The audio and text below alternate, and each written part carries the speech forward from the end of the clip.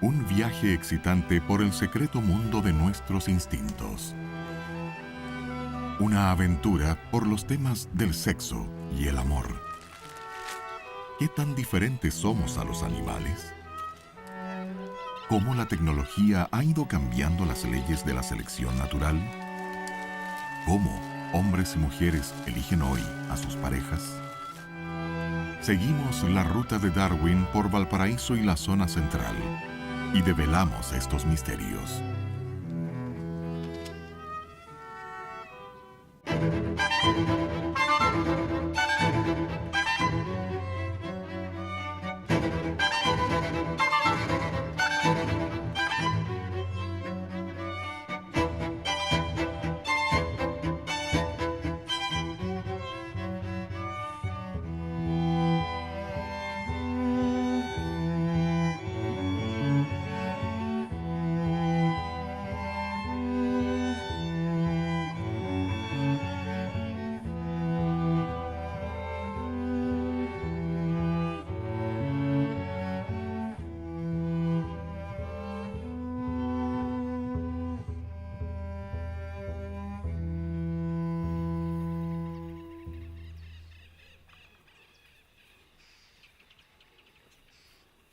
Estimado Henslow, llegamos aquí anteayer. Las vistas de las montañas distantes son de lo más sublime y el clima delicioso. Después de nuestro largo crucero por los sombríos y pantanosos climas del sur, respirar un aire claro y seco y sentir directamente la cálida luz del sol y comer buena carne de res asada debe ser el sumum bonum de la vida humana. Haber soportado Tierra del Fuego y no ver el Pacífico habría sido indecente. Tal como están las cosas en la actualidad, son perfectas.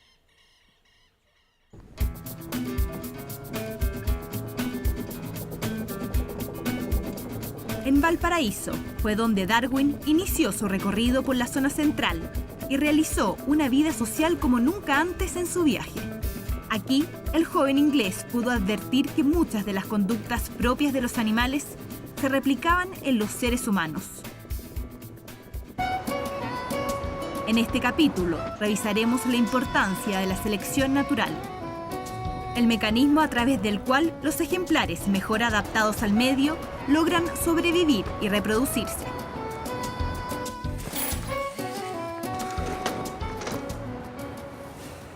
Desde que Darwin visitó por primera vez Valparaíso, la ciudad ha debido cambiar su rostro debido a incendios y a terremotos. Sin embargo, su esencia sigue intacta. Y para los marineros, la joya del Pacífico continúa siendo la tierra del sexo y del amor. Nadie puede dudar que Darwin conoció el amor. En una de las reflexiones de su diario apuntaba: ¿qué pasa por la mente de un hombre cuando dice que está enamorado?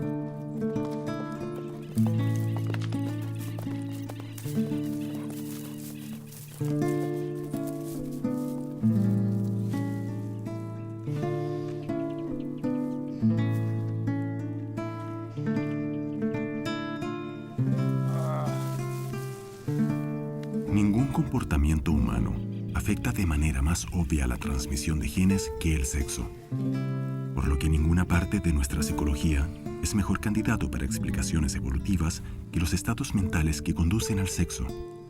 Deseo crudo, ensoñaciones infatuosas, sentimientos oscuros, fuerzas básicas con las que habitantes de los más distintos lugares del planeta crecen a la adultez.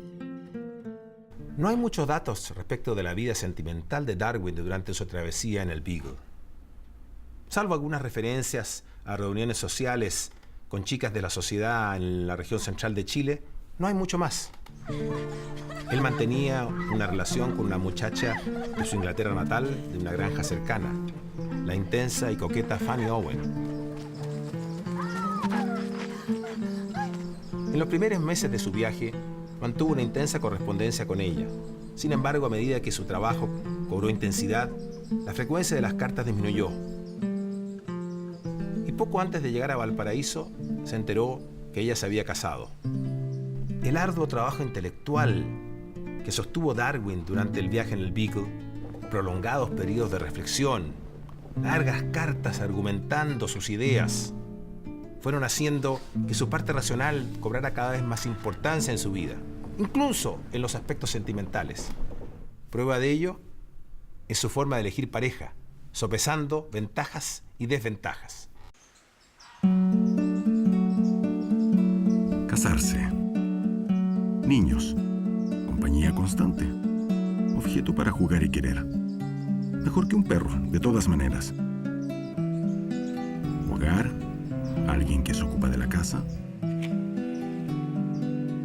Música. Cotorreo de una mujer, bueno para la salud. Pero una terrible pérdida de tiempo.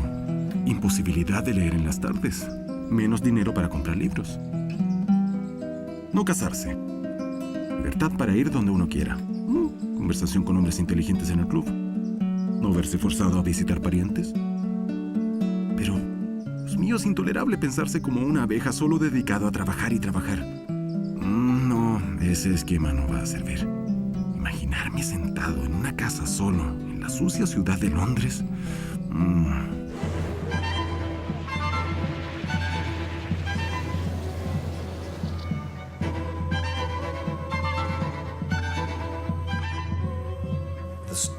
Esa historia siempre me ha resonado y he aprendido una lección de ella. Cuando él estaba decidiendo casarse, hizo una lista a favor, en contra, y dibujó una línea en el centro de la página. Era un científico natural, un racionalista espléndido, como si eso pudiese ayudar. Es decir, evidentemente la decisión está ya codificada en lo que eliges poner en las columnas.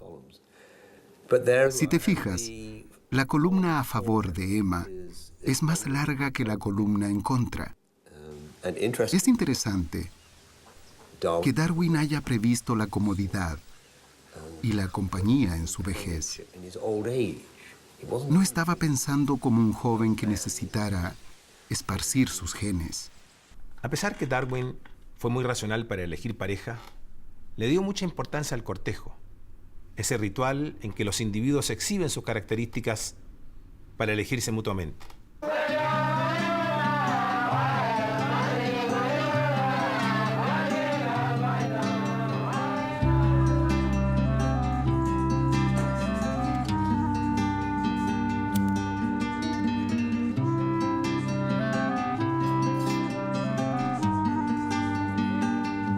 En las especies que se reproducen sexualmente, el cortejo es fundamental para que opere el mecanismo de selección natural.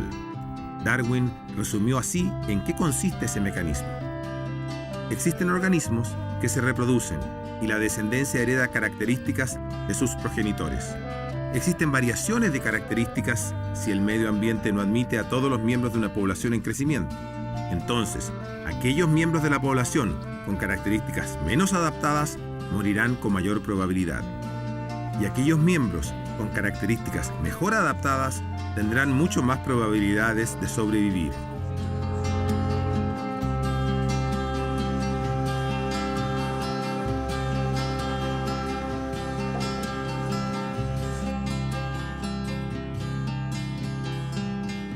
Darwin se dio cuenta que los machos y hembras tienen disposiciones genéticas distintas para aproximarse al cortejo. Mientras los machos exhiben sus características ante las hembras para impresionarlas, estas más bien pasivamente eligen con cuidado cuál es su mejor opción.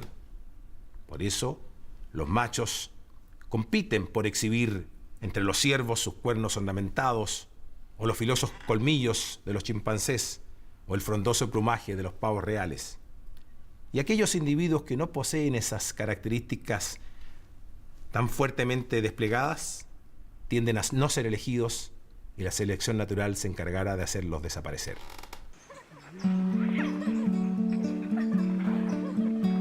Durante el cortejo, la hembra, salvo muy raras excepciones, es menos impulsiva que el macho. Tiene una actitud cohibida y muy a menudo la podemos ver jugando a escapar de él por largo tiempo. La selección natural, en cambio, ha desarrollado en el macho un deseo agresivo e inmediato, que lo lleva a aparearse con tantas hembras como pueda.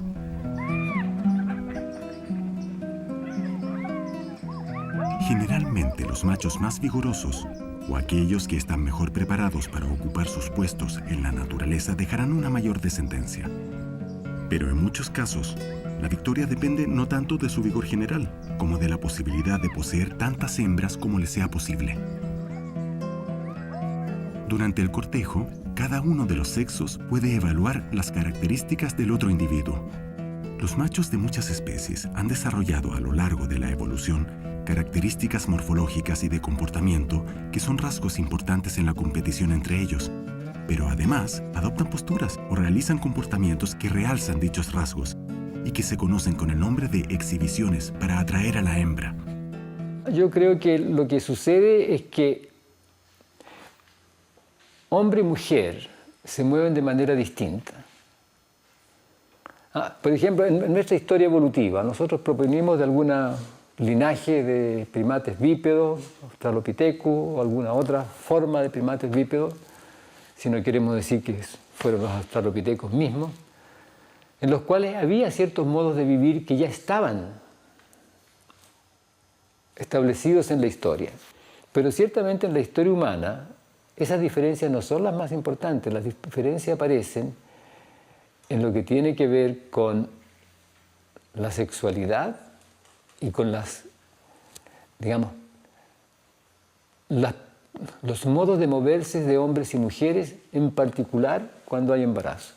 En su paso por las haciendas de la zona central, en Quintero, Quillota o San Fernando, más de una vez le ha tocado a Darwin observar a hombres que se comportaban como el pavo real que exhibe su plumaje, o como el ciervo que luce su ornamenta, usándolas como armas de seducción. Allá vaya va, allá vaya va, allá vaya va, allá vaya va. Caramba, debajo. Darwin apuntó en su diario lo mucho que le gustaba la vida al aire libre. Quedó maravillado con su recorrido por el valle de Quillota, con las minas de cobre de Jawel, con las fuentes termales en Cauquenes, con el charqui y los mates que cebaba de noche. También con las fiestas y la música de los campesinos, un detalle que retomaría a la hora de escribir sobre el cortejo.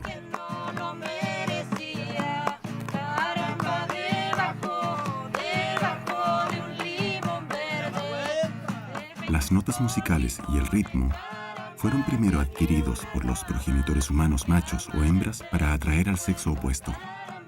Por eso las notas musicales se han asociado fuertemente con algunas de las pasiones más fuertes que un animal es capaz de sentir, y son, en consecuencia, usadas instintivamente.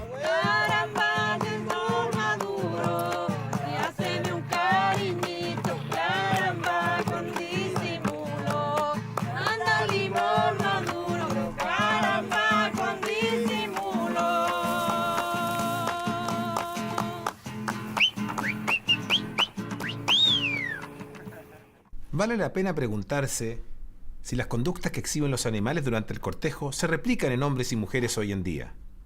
Viajamos a Estados Unidos e Inglaterra para conversar sobre este punto con destacados darwinistas.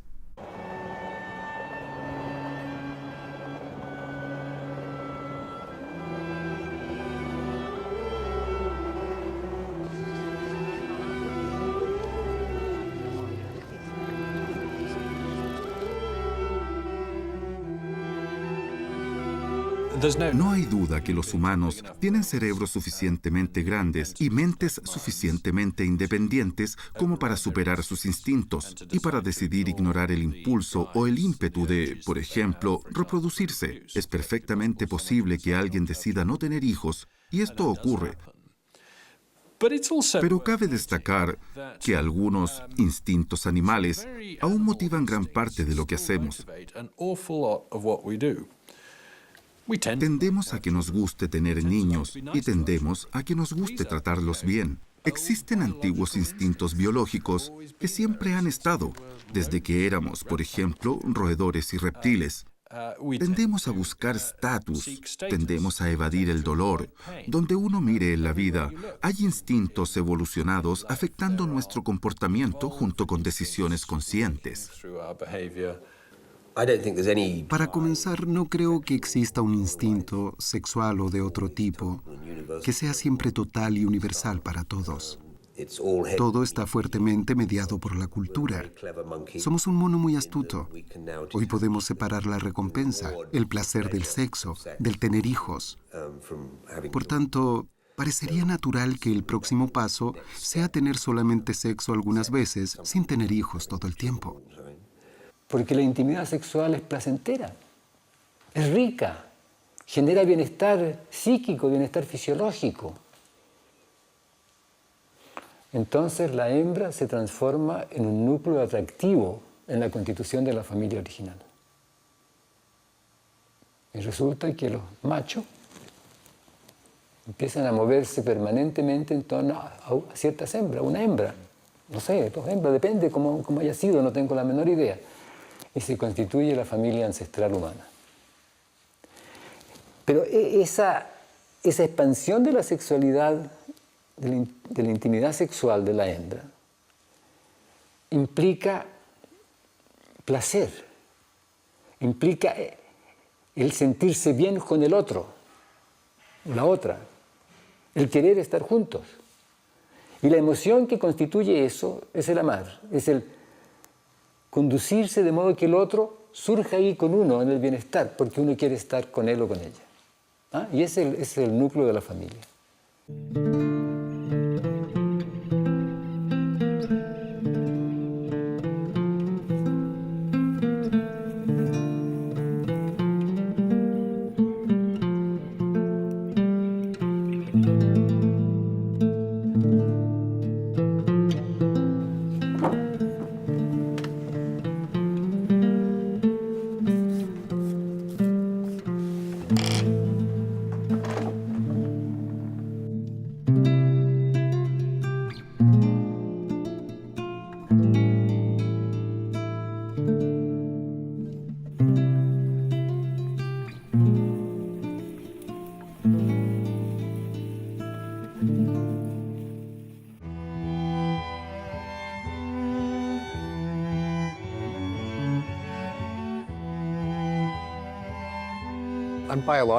Por razones biológicas, tú no esperas que el macho y la hembra de la mayoría de las especies sean idénticos.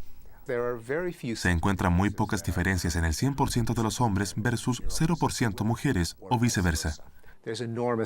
Hay una enorme convergencia en alguna característica en donde los hombres en promedio son más extremistas que las mujeres. Hay algunas mujeres que son más extremistas que muchos hombres y viceversa. Así como la altura. En promedio los hombres son más altos que las mujeres, pero hay muchas mujeres que son más altas que muchos hombres.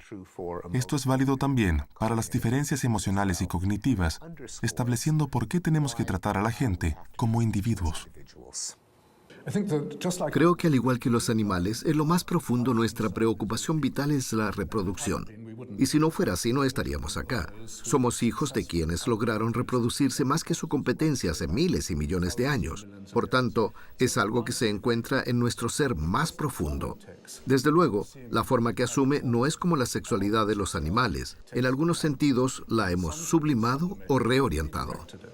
Puede decirse metafóricamente que la selección natural está haciendo diariamente y hasta por horas en todo el mundo el escrutinio de las variaciones más pequeñas, desechando las que son malas, conservando y acumulando las que son buenas, trabajando insensible y silenciosamente donde y cuando se presenta una oportunidad en el mejoramiento de todo ser orgánico.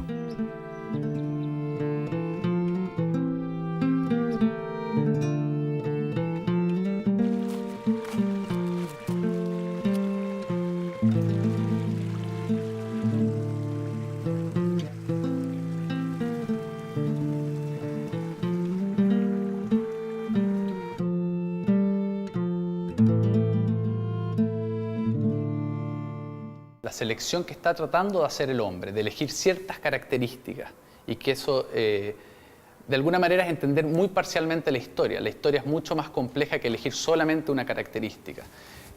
La selección natural de alguna manera actúa con el pool de genes y de características que tiene en ese momento. El cómo se llegó a ese pool de genes y características ha sido bajo circunstancias que muchas veces es al azar, es decir, qué pasó en un momento, qué pasó en otro momento. Elegir una característica que en estos minutos creemos que es importante para que el organismo, el humano, esté más adaptado a ese ambiente, no necesariamente quiere decir que eso le va a permitir que en el proceso de la selección natural siga siendo el mejor adaptado para seguir evolucionando.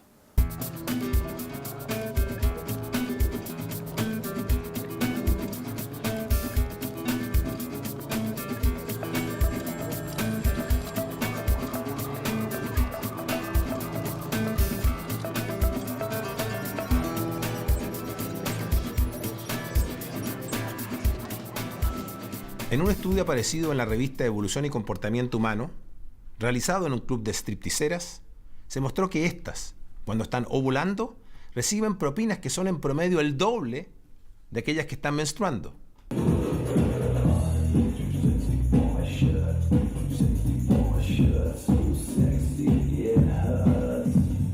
Y aquellas que no están ni ovulando ni menstruando reciben propinas que están en un valor intermedio. Más aún, aquellas stripticeras que están ovulando, es decir, que están fértiles, reciben mayor atención de los varones y muestran estos un mayor celo respecto de otros varones que se quieran acercar a ellas. Todo esto está relacionado con el ciclo reproductivo de la mujer y su sistema hormonal, que las lleva a expeler sustancias químicas que son captadas inconscientemente por el sistema olfativo de los varones que reaccionan frente a eso.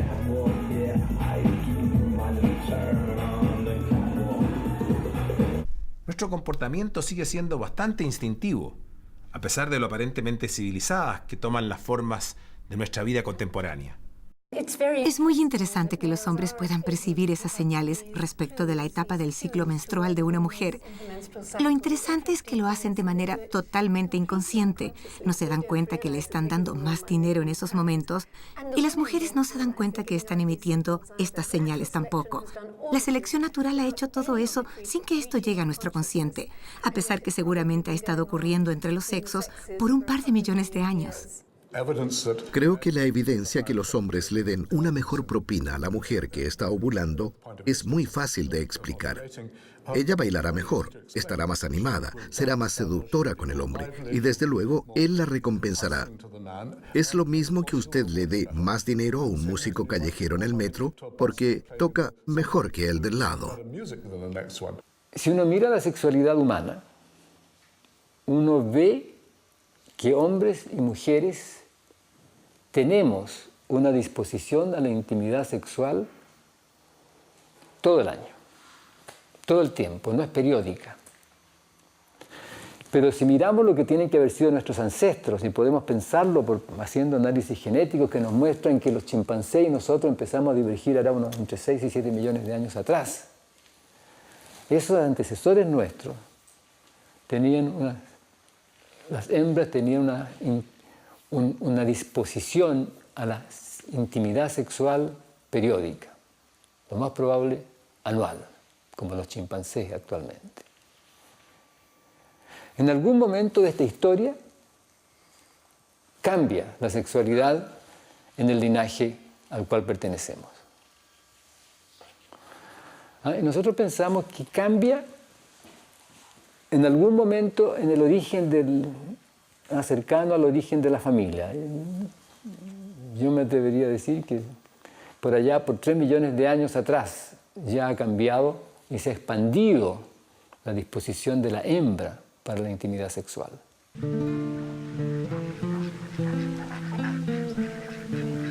Darwin no escribió sobre sus encuentros con el sexo opuesto durante el viaje de la Beagle. Salvo una reunión con muchas y muy lindas señoritas en una hacienda a orillas del río Maipo, no existen antecedentes. Su vida amorosa la retomará una vez que regrese a Londres. E incluso se explayará acerca del amor en uno de sus últimos libros, consignándolo como una de las 9 emociones básicas de hombres y animales.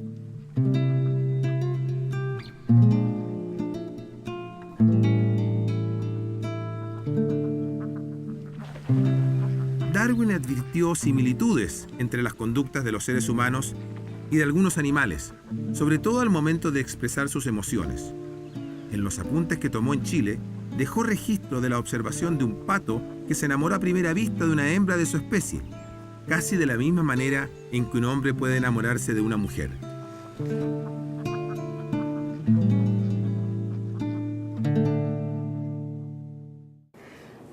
El amor es lo más exquisito del diseño de la selección natural. Para nuestra naturaleza humana, es una adaptación bellamente esculpida. Es así, piénselo así. Es un diseño por el cual dos personas se comprometen a una relación de largo plazo que dure suficientemente como para tener hijos, verlos crecer y darles recursos y estar juntos durante ese tiempo y embarcarse en una aventura conjunta y acordar hacerla. De eso se trata este compromiso. El amor es una adicción.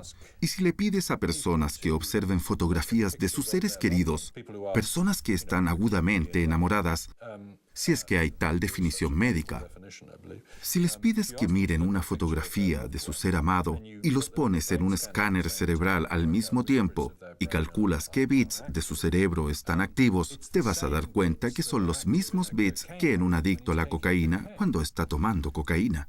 En otras palabras, lo que está sucediendo es una adicción basada en la dopamina. Cuando hay culturas que niegan del amar, ellas se meten en un camino sin salida de la extinción. Eso es lo que decimos. Porque pronto o tarde,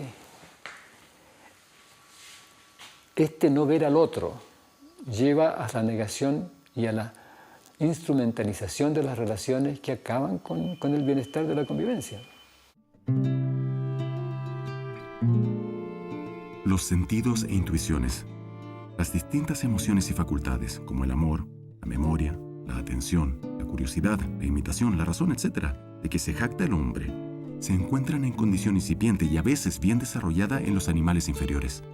También son capaces de algún mejoramiento heredado, como hemos visto en perros domésticos comparados con los chacales y los lobos. A pesar que muchas veces creemos que es utilizando el lenguaje como podemos tomar nuestras mejores decisiones, es increíble darse cuenta cómo las opciones reproductivas son las que condicionan la mayoría de nuestras conductas. Muchas de las formas que usamos reflejan nuestro modo de ser social, cognitivo y emocional.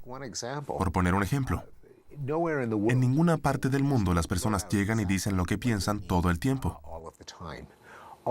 Todas las culturas tienen cierto tipo de cortesías, insinuaciones, eufemismos y tabú. Eso quiere decir que ellos utilizan a menudo el lenguaje muy indirectamente. Sentados a la mesa para comer, la gente dirá, sería estupendo si me pudieras pasar la sal. O, me preguntaba si me podrías pasar la sal. Ellos no dicen, dame la sal. En el plano sexual, la gente no dice frecuentemente, tú y yo, ¿quieres que tengamos sexo? Pero dicen, ¿quieres subir a mi departamento a tomarte un café? Pero esto no es extraño. Es la manera como la selección natural ha instalado dispositivos en nuestras maneras de conducirnos para poder lograr traspasar nuestros genes a la siguiente generación. Sobre esto fuimos a conversar en Inglaterra con el eminente etólogo y zoólogo británico Richard Dawkins. Darwin dijo que fue influenciado por Malthus, quien subrayó la competición como resultado de la sobrepoblación y la competencia por los recursos.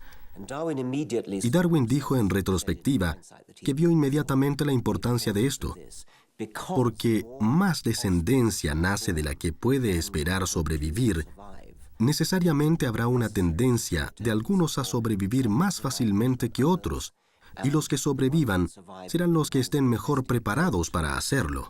Eso es selección natural. La única diferencia hoy en día es que lo pondría en términos genéticos, y como dije anteriormente, Darwin no tenía un concepto realmente acertado de la genética. Entonces, la forma en que lo pondría hoy es que hay ciertos genes que es más probable que sobrevivan, de modo que la población de la reserva genética de las especies se vuelva llena de genes que son aptos para sobrevivir y vacía de genes que no lo son. Y aptos para sobrevivir significa que sean buenos construyendo cuerpos, que sean eficientes sobreviviendo y eficientes reproduciéndose. En sus investigaciones, Darwin observó que machos y hembras tienen una disposición genética distinta para asumir el cortejo. Mientras las hembras serán las encargadas de elegir al macho, estos competirán entre sí por esa oportunidad reproductiva que les permitirá tener descendencia. Pero, ¿Qué ocurre cuando el cortejo no tiene por finalidad el dejar descendencia? ¿Qué pasa cuando quienes se cortejan entre sí son dos hombres o dos mujeres? ¿Cómo se puede explicar esto desde el punto de vista de Darwin? Actualmente, el enigma no es la homosexualidad, que es encontrada en otras especies, sino más bien el eludir la oportunidad de apareamiento heterosexual. Si a veces los hombres tienen sexo con otros hombres, no es más desfavorable que la masturbación o la contracepción o que algún otro tipo de sexo no procreativo. El enigma es por qué un hombre eludiría una posible oportunidad de tener sexo con una mujer fértil. Probablemente la homosexualidad exclusiva es una cosa un tanto novedosa, y de hecho, por razones obvias, su evolución se vería estancada.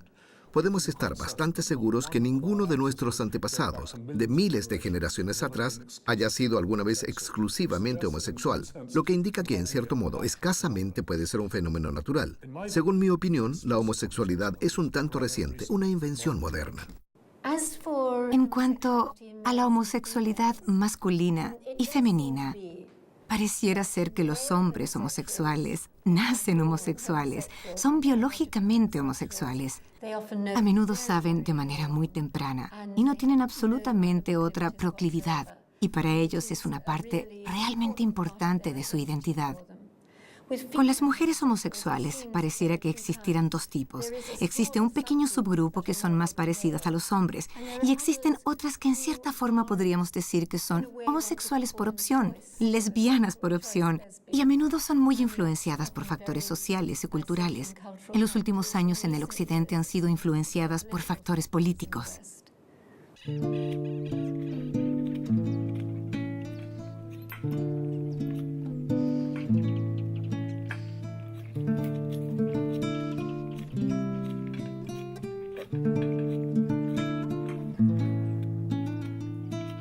Las diferencias de rango están aquí mucho más marcadas. El Guaso no considera a todos los hombres como sus iguales. Y he quedado muy sorprendido al ver que mis compañeros no gustaban de hacer sus comidas al mismo tiempo que yo. Ese sentimiento de desigualdad es una consecuencia inmanente de la existencia de una aristocracia de fortuna.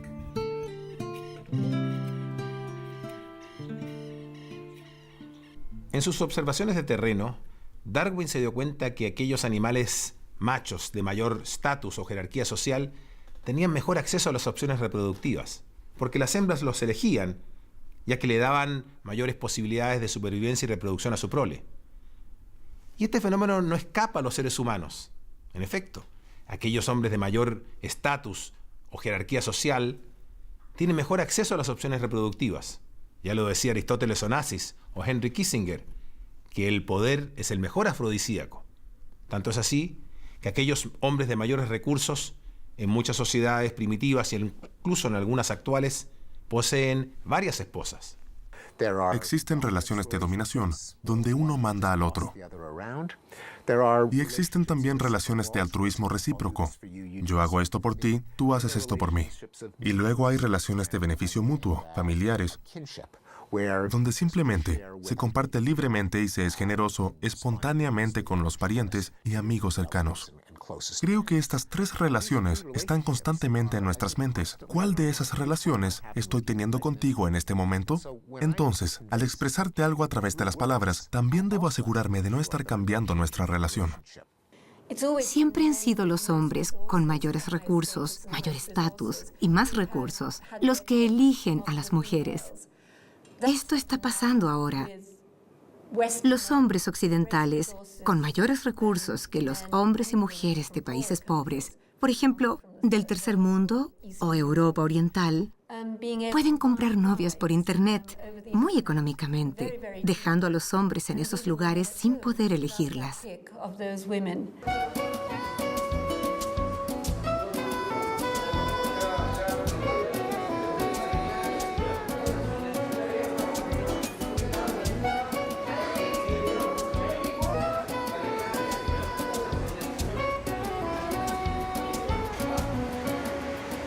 La irrupción de las tecnologías de información ha cambiado nuestra forma de relacionarnos. Darwin no podía imaginar de qué manera las tecnologías iban a modificar nuestra forma de cortejarnos unos a otros.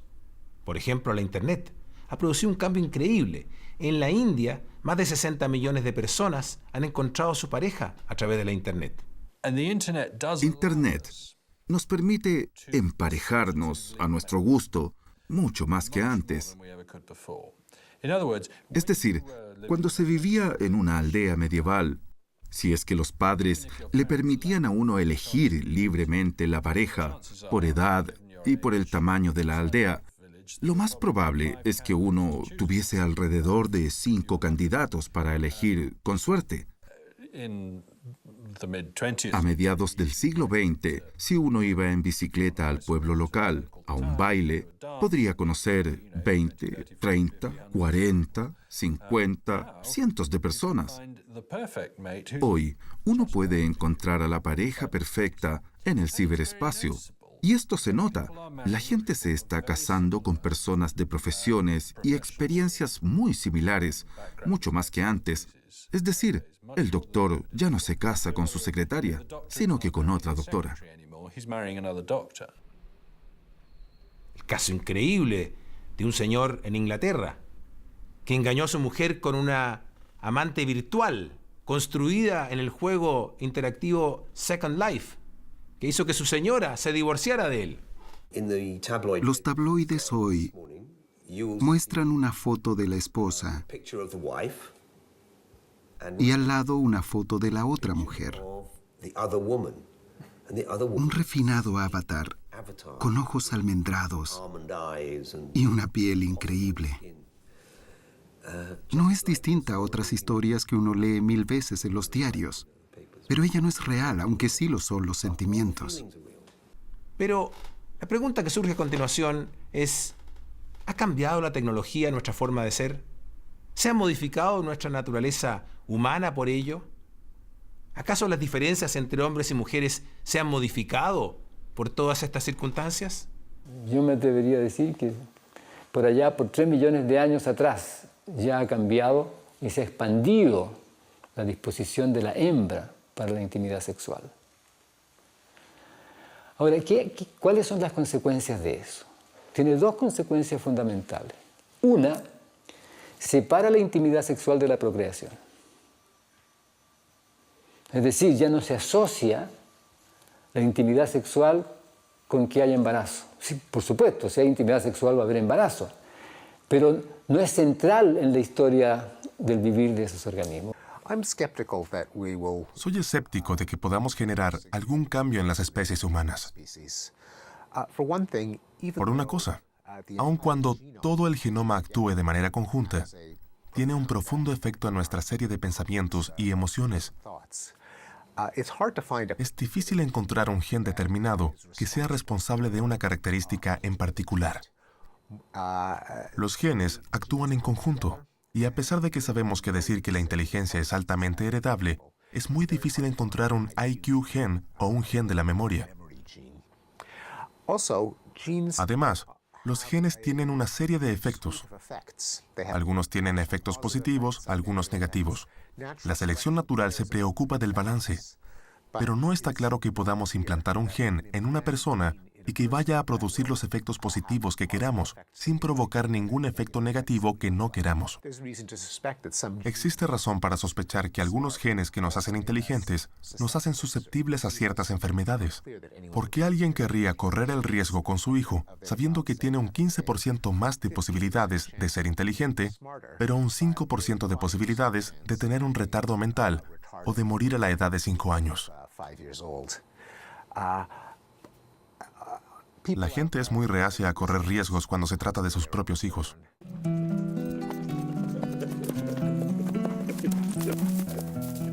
Los primeros días de cabalgada, que fueron muy largos, volvieron a trastornar mi estómago y después no pude sentirme bien. Perdí bastante el apetito. Me debilité mucho. Tenía una gran distancia que recorrer y sufrí mucho. Al final llegué casi exhausto.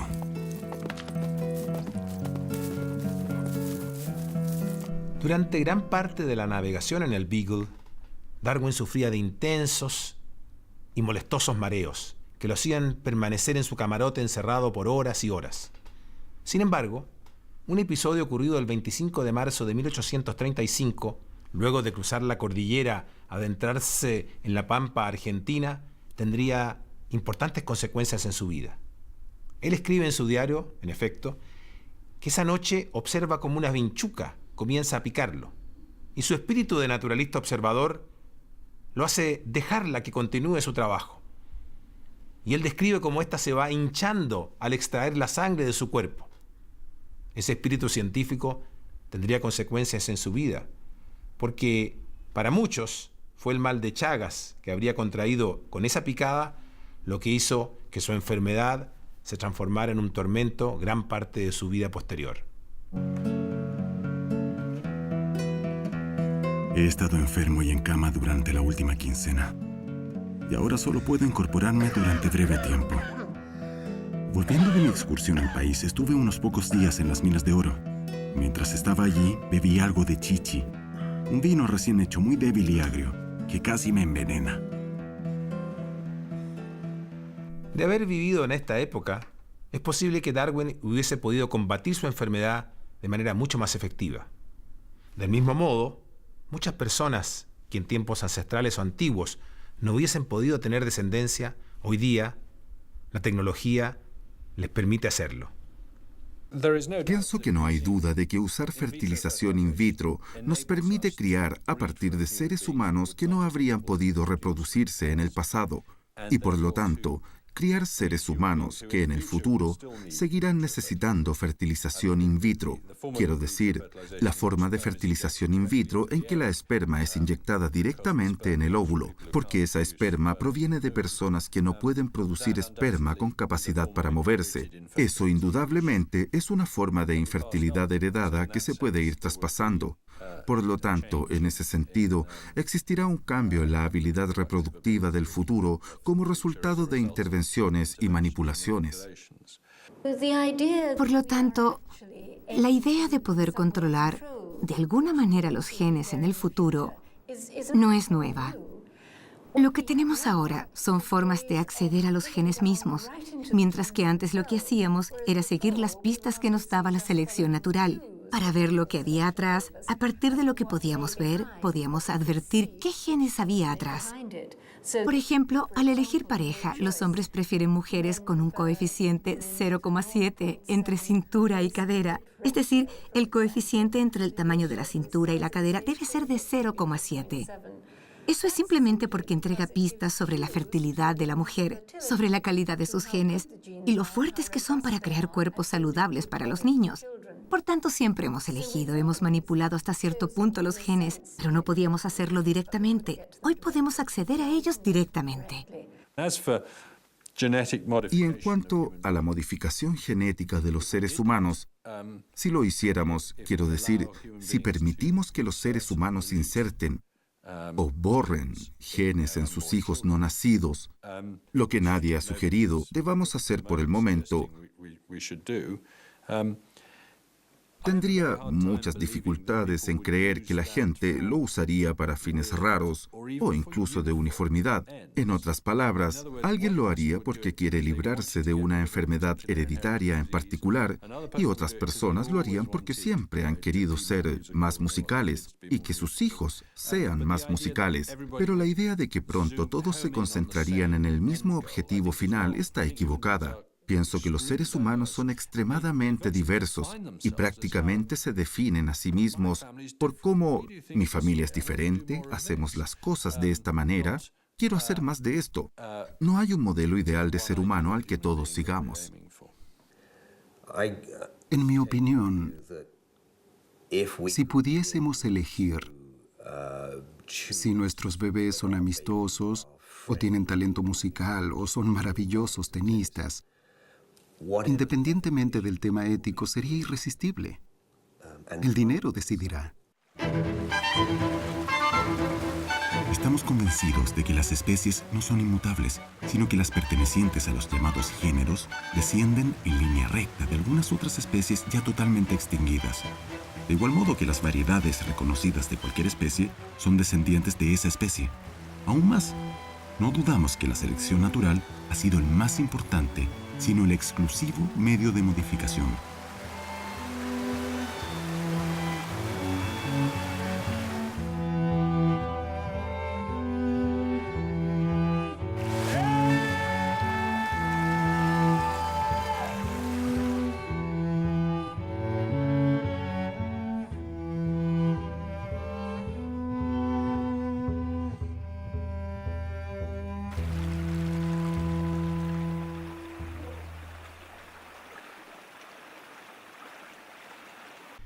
Desde la época de nuestros antepasados cazadores-recolectores hasta ahora ha transcurrido mucho tiempo. A pesar de ello, las motivaciones principales de nuestras conductas, los instintos sexuales, la búsqueda del estatus, permanecen sin modificarse. En eso Darwin tuvo razón. Sin embargo, no podía anticipar lo que ocurriría más adelante.